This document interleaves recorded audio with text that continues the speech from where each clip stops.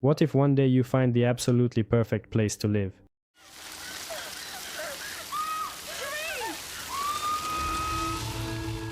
An inexpensive, cozy, and spacious house, too good to be true. You move in, unpack your things, drink tea in the kitchen. Go to bed, and at night you hear unexplained, eerie noises. At first you don't pay much attention to them at all. It's an old house, the wood creaks, everything's fine. But the sound repeats. Every night it gets louder and closer, and at some point you realize this sound isn't coming from the walls. It's the walls themselves making it.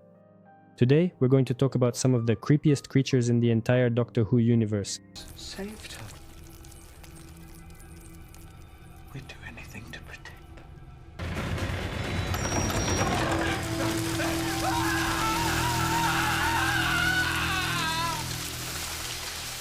God rest his soul. Creatures that don't chase after you, don't jump out of the darkness, they do something worse. They wait for you to come to them yourself. These are the Dryads. Who are they really? At first glance, Dryads are just insects. Something like woodlice or termites.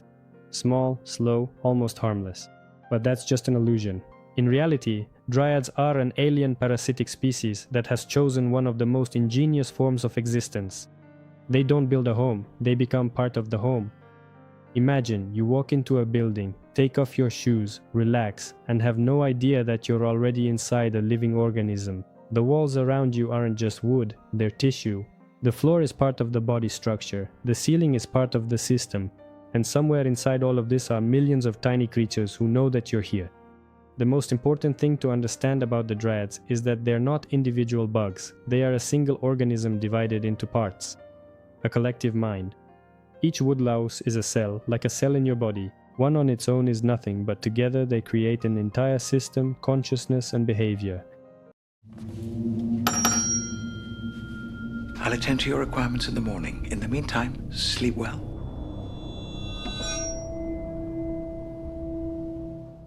This makes them similar to ants, bees or a fungal network.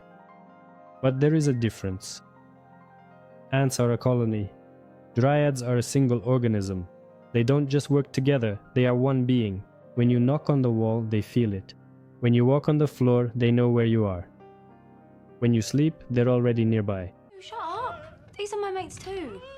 Paul, not funny! Hey, it's not funny!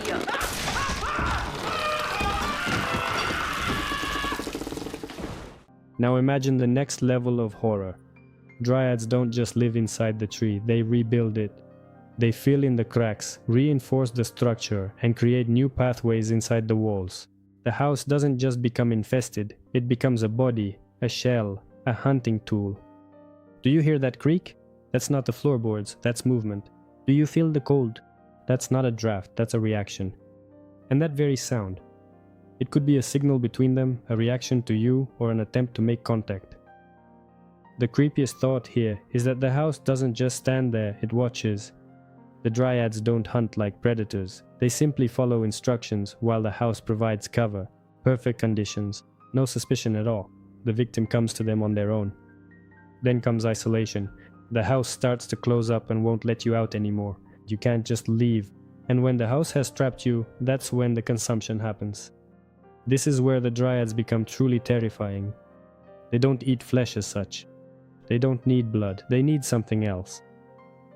This isn't exactly explained scientifically, but essentially they break you down at the molecular level, not killing you, but preserving you, drawing out your life gradually. At the same time, the person doesn't die, but they're not alive either. They are absorbed and become part of the Dryads, part of the house itself.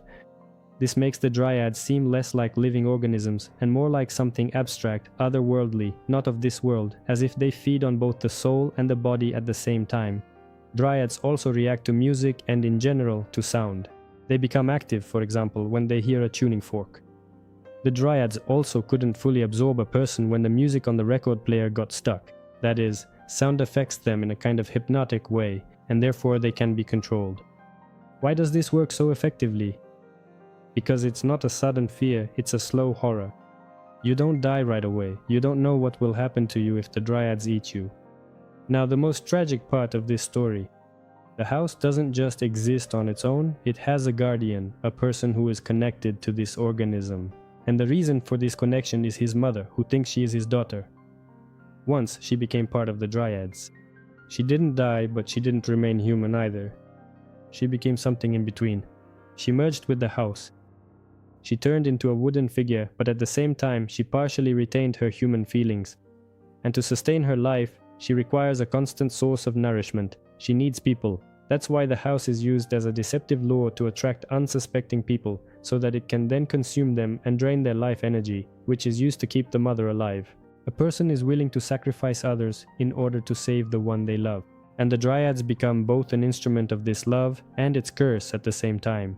Interestingly, Dryads are not pure fantasy. In reality, there are mechanisms that make them frighteningly plausible. Termites are capable of destroying houses from the inside. You can live there and not know that the structure has already been destroyed. A mycelium connects vast territories underground. It transmits signals, it responds. Some parasites can control the behavior of their host, like the cordyceps fungus, which forces ants to turn into zombies. Nature already knows how to do all of this. Dryads are simply a combination of these ideas. And that's exactly why they are frightening. Dryads are practically immortal. They live as long as they consume food. If they go without food for a long time, they simply shrivel up into an immobile state and live, you could say, in suspended animation. We see this in the past, when the head of the building, as a child, brought Dryads as a gift. This is where the philosophy of horror lies. Dryads are not just monsters, they are an idea. The idea that a safe place can become a threat, the familiar can turn out to be alive, and control is just an illusion. You think your home protects you, but what if the house merges with you completely? Leave your comments and let me know what you think about this. Thank you for watching. Subscribe to the channel, like the video, and hit the bell so you don't miss new videos. See you next time, friends.